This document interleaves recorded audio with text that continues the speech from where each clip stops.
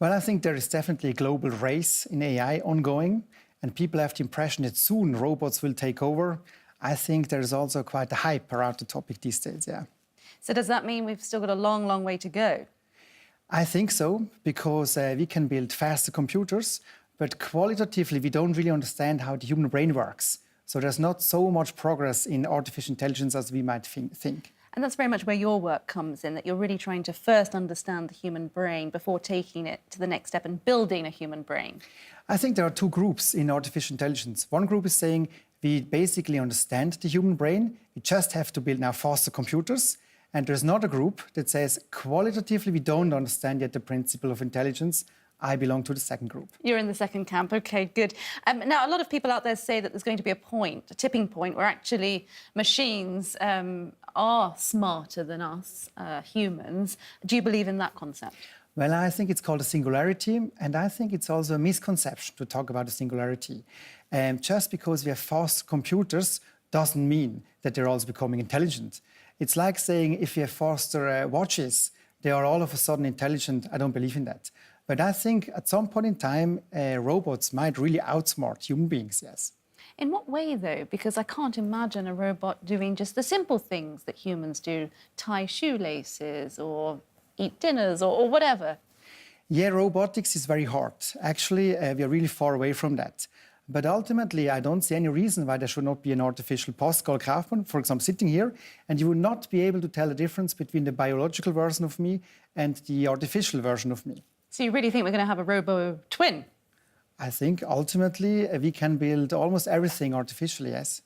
That's amazing. Look, just imagine how handy that would be. But now you're of the camp where it's not all about speed, it's about quality as well. And when we look at things like retail, shopping, banking, we talk of ways that we're going to incorporate technology even more into the future.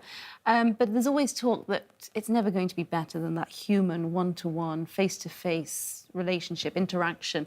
But yet some of these machines can pick up on the emotional cues even better, as we mentioned. But also, are they better listeners? Could it be? Could be, yeah. I think when I compare it to my doctor, for example, my doctor, when I see him, he takes out his book and he looks for the symptoms that he just sees in my face. And then he often says, Pascal, you are healthy, why don't you live here? However, I would wish to have a robot doing that, a robot that has seen like thousands of illnesses and thousands of symptoms. I would wish sometimes that I would not be consulted by a human doctor, but by a machine, because the machine would know much, much more. And how often are we annoyed as a customer when we get a cold call or we get people try to sell us things we really don't want. They haven't listened or understood our needs and they try to push a product on us. Perhaps machines can even pick up not only on the health issues, but also on our needs when it comes to consumption. Indeed, yeah. There is even the famous example where a woman got advertisement for pregnancy products, and the woman actually didn't even know that she's pregnant. So the machines picked that up because of the patterns that the machines observed. So with big data, you could even anticipate needs before you actually are aware of them. And I was reading something the other day about how AI is going to be in global food systems. Can you give any examples of how artificial intelligence in the future might change things beyond how we can even think today? Yeah, I think we have to define the term artificial intelligence a little bit, because some people confuse that with digitalization or automation. I think digitalization and automation has nothing got to do with artificial intelligence. So when we talk about digitalization or about automation, I think that will definitely change the way we live. You can learn a lot from big data, you can extract patterns, and I can actually even predict what you will buy the next day, what kind of food you will buy. So definitely I think there will be a tremendous impact on our lives through digitalization and automation, not so much about AI, because we're not yet there with AI. So artificial intelligence, are you saying, doesn't exist yet? I don't think that artificial intelligence exists these days.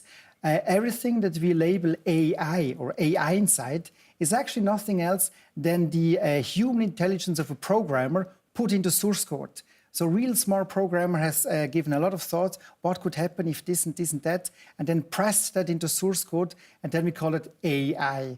I think that's a little bit cheating. Yeah. So there's no company out there today in the world that you believe really embeds artificial intelligence into their business or product? I know some of the players there. I know some people from Google, Facebook, so really like neuroscientists. Most of them would agree that what they are doing is excellent statistics. They're operating with real large data sets, but it's far, far away from artificial intelligence, because actually the human brain is not a big data machine. Actually, it's more about small data. And to say it a little bit bluntly, if you need 300 million pictures of cats in order to be able to say it's a cat, a horse, or a cow, I don't think that it's so intelligent. Not a smart It would be more about small data, yeah. Now, when I met you 5 or 6 years ago the first time, you were very much into big organisations and using artificial intelligence or robots to really connect the know-how. So if you needed an answer quickly in a large organisation, AI would lead you to the person who had the goods, had the answers. How has that evolved since we met those years ago? Yeah, it's interesting. So you're talking about the company Starmind. And what we believe at Starmind is when you connect thousands of employees by means of our technology, you can outsmart any kind of machine, because the human brain is very, very, very smart and can also extract context. So when you connect thousands of employees within large organizations, you build kind of a superorganism, like a superbrain. And this superbrain can outsmart any machine. And this is what you're really trying to do worldwide, connect the smartest people. So is that then for you artificial intelligence? Well, if you connect biological intelligence at the global scale, for example, we did that, we are about to doing that with the Red Cross. I think with 300,000 people worldwide used this kind of network technology, you can really outsmart machines, and you can kind of tackle problems that a singular human brain would never be able to do. I also think that AI will not be tackled, will not be solved by a human brain. I think you need thousands of brains laser focusing on a question. And how are you finding these smartest people in the world? Yeah, the charting of talents around the globe is a real challenge. I think by asking real tough questions and monitoring and evaluating the solutions, you can single out very interesting, fascinating people. What sort of questions?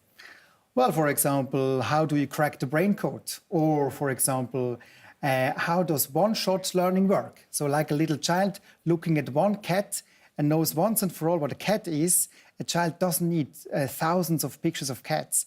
This one-shot learning is still a mystery. And you founded your company in Switzerland. You've now taken it across borders to Europe, to the States. What do you think Switzerland's role is when it comes to the future, the Internet of Things, big data, artificial intelligence? Does it have an innovative edge in your mind? I think Switzerland is ideally positioned to lead the AI revolution globally. I do not want that the government owns the intellectual property in AI. I don't want that the tech company owns the intellectual property in AI. I think if a country like Switzerland is leading that, we are neutral, we have also values that are globally compatible, I think that could be a very interesting source for AI. And Switzerland also attracts talents around the globe. We have excellent infrastructure. I think Switzerland is ideally suited to become a know-how hub when it comes to AI. And if you could achieve one thing in this space in your lifetime, what would it be? I would love to crack the brain code, to create human-like artificial intelligence by connecting the smartest people in the world. And how close are you? Oh, that's an interesting question. How long does it take? How close are we? I once learned at the ETH Zurich that it doesn't matter so much how much you dig for potatoes, than much more where you dig for potatoes. I think 98% of all AI companies in the world think that the brain is a computer. We do not think that the brain is a computer. If you do research in the wrong spot, you will never have a breakthrough. You also have an extended family. It started with Roboy. What has happened to Roboy? Oh, you're referring to our cute humanoid robot, Roboy. So Roboy was born in 2012, and he just got the brother, Roboy 2.0. And as Roboy, he has a lot of Facebook friends already. So you can send Facebook requests, like friend requests, and then you have a new robot friend. And how do you see him or his brother or many brothers in the future playing a role in our society? Well, I think we better get used to humanoid robots. I think in the future we will definitely be surrounded by robots, and they are like a new generation of colleagues.